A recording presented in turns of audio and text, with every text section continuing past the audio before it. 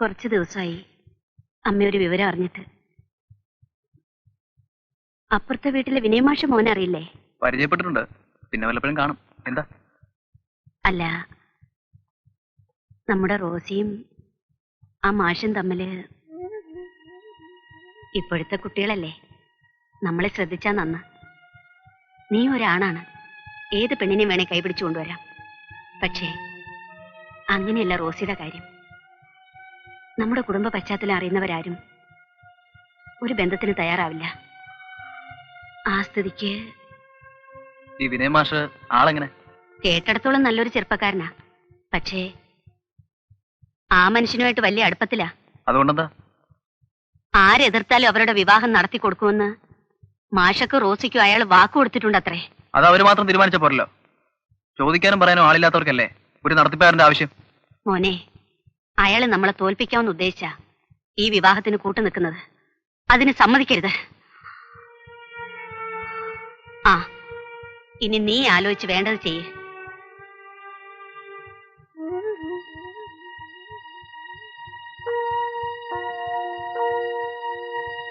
വിനയന് അഭിപ്രായം എന്താണേലും തോന്നു പറയാം.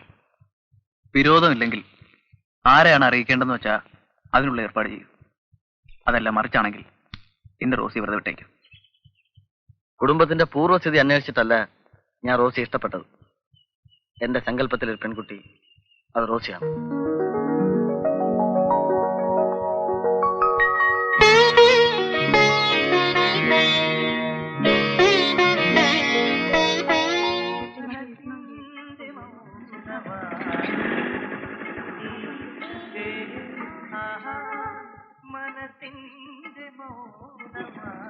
റോസി, ഒന്നൊന്ന്.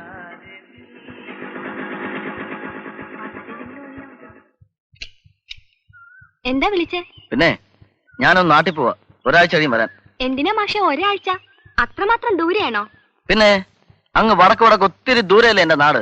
ഒരാഴ്ച ഇപ്പൊ കഴിയും കുട്ടി. ഓ, എനിക്ക് കൊതി കൊണ്ടൊന്നുമല്ല, വേഗം വന്നൂടേന്ന് ചോദിച്ചതാ. അതെ അതെ, ഏതായാലും നീ കേറ്, ഞാൻ കോളേജ് കൊണ്ട് വിടാം.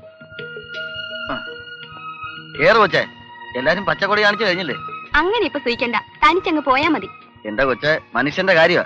ഈ ടൂ വീലറുമേ ഞാൻ ദൂരെ എത്ര തനിച്ച് പോണം?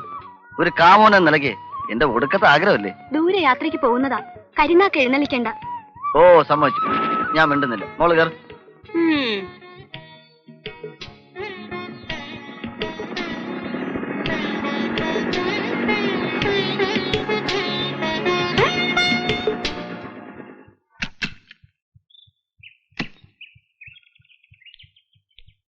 ആരെ? കേശവൻ നായരോ? വന്നാട്ടെ, ഇരിക്കും.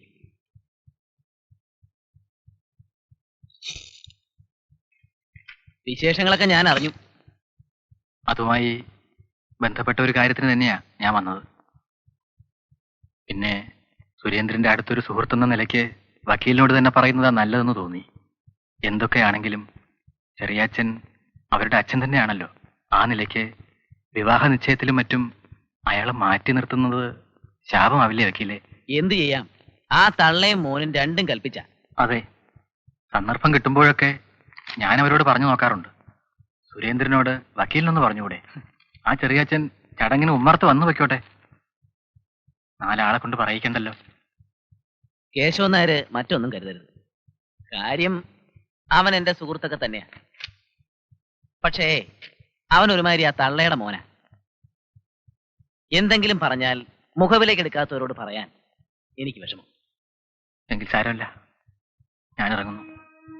ഈ ഒരു കാര്യം കൊണ്ടെങ്കിലും നന്നായി കിട്ടിയാലോ എന്ന് കരുതി. വിഷമമുണ്ട്. വരട്ടെ.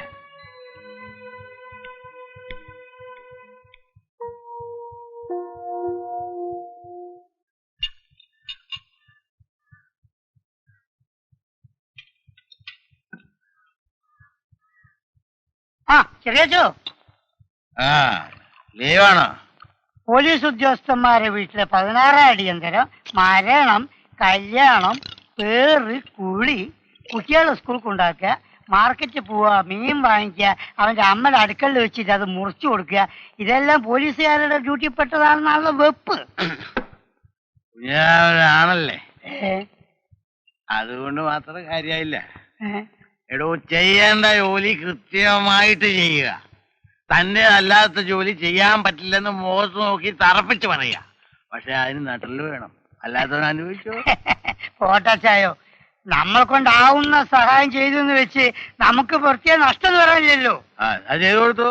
അച്ചോട്ടോ, ഒരു 100 കുഞ്ഞിരാനോട്. വേണ്ട വേണ്ട. അപ്പേ ഞാൻ വന്നതേ നമുക്ക് പുറത്തേക്ക് പോവാം. ഒരു കാര്യം പറയാനുണ്ട്. ഇയാളിരിക്കുന്നേ. അല്ലെ, എഴുന്നേൽക്ക്, വരി.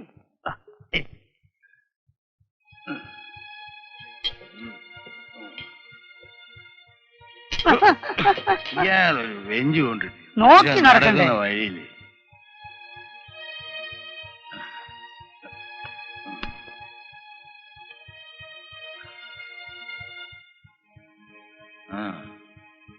ചെറിയച്ഛൻ അറിഞ്ഞിട്ടില്ല എന്നുള്ളത് എനിക്കറിയാം.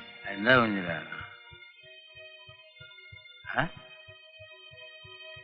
ഇന്ന് കല്യാണ നിശ്ചയമോ?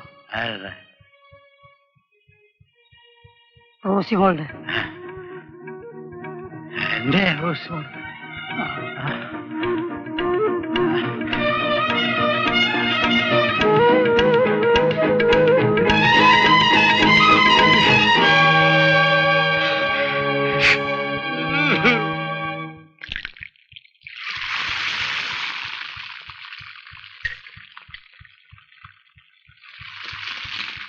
മോൾ അതവിടെ വെച്ച് റോസിയോടൊന്ന് ഒരുങ്ങാൻ പറ. നല്ലൊരു ദിവസമായിട്ട് അവളെന്തിനാ മൂടിക്കെട്ടിയിരിക്കുന്നത്?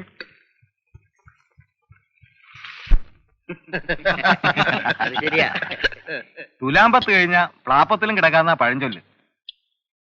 പഴഞ്ചൊല്ലിലൊക്കെ പതിര് വീണില്ലേ കാരണവരെ? കന്നിയിലേ തുടങ്ങിയതാ വെയില്. എന്ത് നാശത്തിനാണാവോ?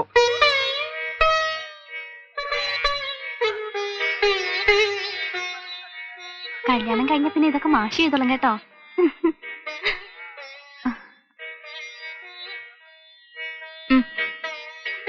അയ്യേ, കൊച്ചു കുട്ടികളെ പോലെ ഇഷ്ടപ്പെട്ട പുരുഷനുമായി കല്യാണം നിശ്ചയിക്കുന്ന ദിവസമായിട്ട് മുഖം വിരിപ്പിച്ചിരിക്കാ. സന്തോഷിക്കല്ലേ വേണ്ടത്? എന്റെ അച്ഛൻ അന്യനെ പോലെ അച്ഛനെ മാറ്റി നിർത്തിയിട്ട് എനിക്കെങ്ങനെ സന്തോഷിക്കാൻ കഴിയും ശ്യാമേച്ചി? റോസി, നിനക്ക് അറിഞ്ഞുകൂടാഞ്ഞിട്ടാണ്.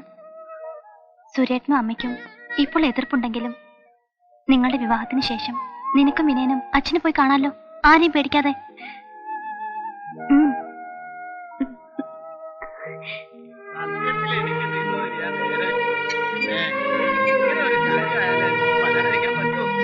നല്ല കാര്യങ്ങൾ വരുമ്പോഴല്ലേ നമ്മളെല്ലാം ഒന്നിച്ച് കാണും.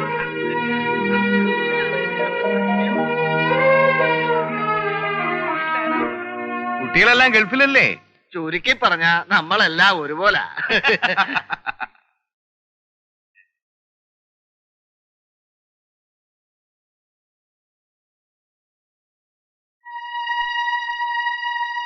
വാ, നീ ഇങ്ങോട്ട് വരാൻ. മൂപ്പര് മനസ്സിലായില്ല. മൂപ്പര് പിന്നെ അതെ, ഞങ്ങൾ രണ്ടുപേരും സാറിന്റെ കീഴിലുള്ള പോലീസുകാരാ. മൂപ്പര് റിട്ടയർഡായി, ഞാനിപ്പോഴും സർവീസ് ഉണ്ട്.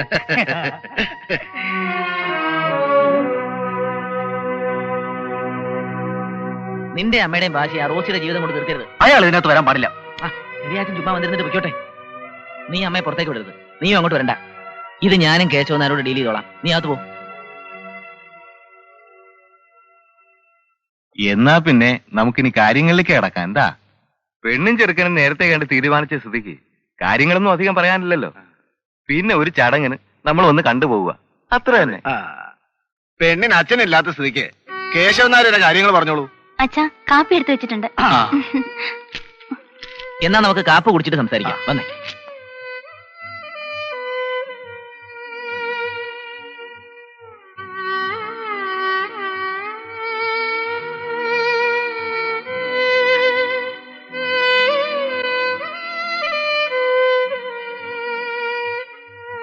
ഒക്കെ നല്ലതിനാന്ന് കരുതുക.